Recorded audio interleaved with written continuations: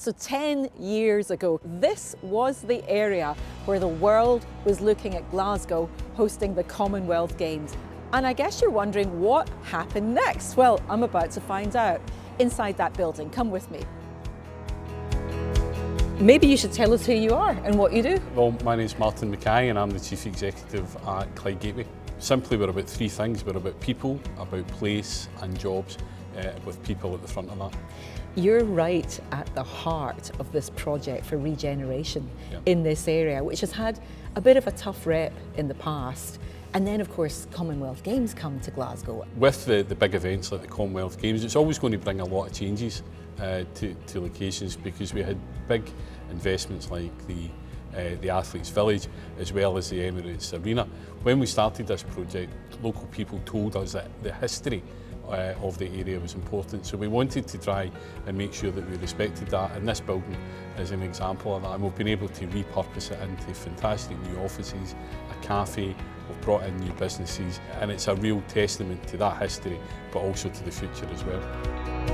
Clyde Gateway, they were really keen to bring a business into the area the size that our business was, and in other words bringing employment into the area as well, because we were expanding.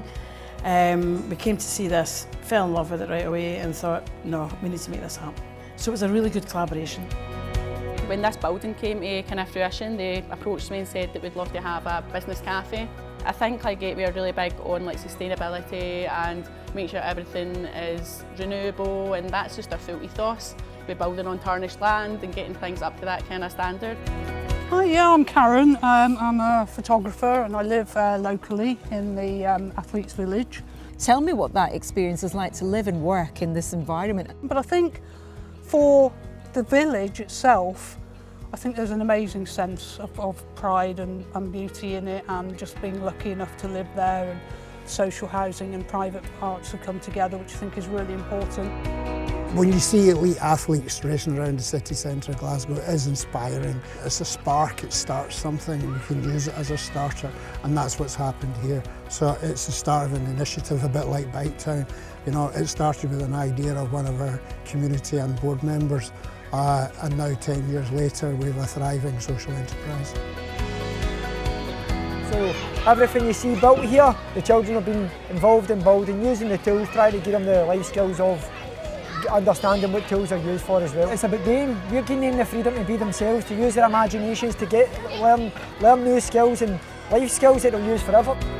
Could this have been possible, Nikki, without having a global event like the Commonwealth Games as the springboard for reimagining a community, reimagining a location? I think what the Commonwealth Games in 2014 gave us was the deadline and the red line, and it made everyone, all of the partners, all of the funders, all of the key stakeholders focus in on that end date to get the things done.